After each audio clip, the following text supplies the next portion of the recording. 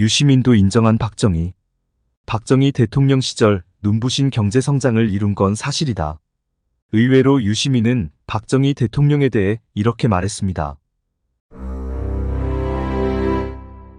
유시민이 말하길 박정희 대통령은 비록 쿠데타를 하고 독재를 했지만 산업화를 이루었고 경제 성장을 이루었다.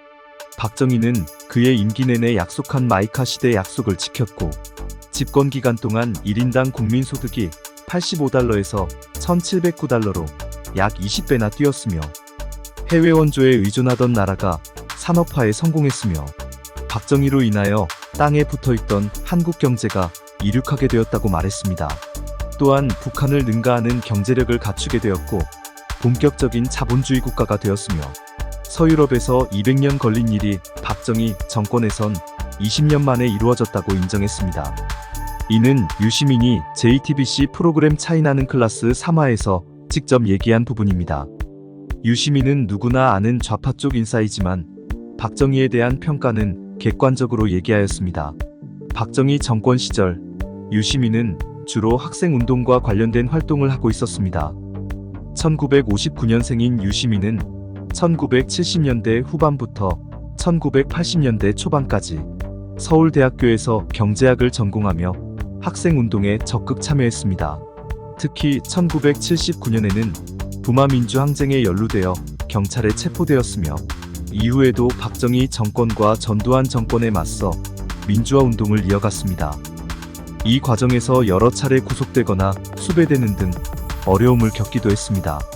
유시민은 당시 군사 독재에 반대하는 학생운동의 선봉에 서 있었으며 이러한 경험은 이후 그가 작가, 정치인, 사회운동가로 활동하는 데 중요한 밑거름이 되었습니다. 특히 고 노무현 전 대통령과 유시민의 인연은 유명하죠. 노무현과 유시민은 민주화운동을 통해 서로 알게 되었고 2000년대 초반부터 정치적으로 가까워졌습니다. 특히 노무현이 대통령에 당선되면서 유시민은 그의 정책을 지지하고 정부에서 중요한 역할을 수행하게 되었습니다.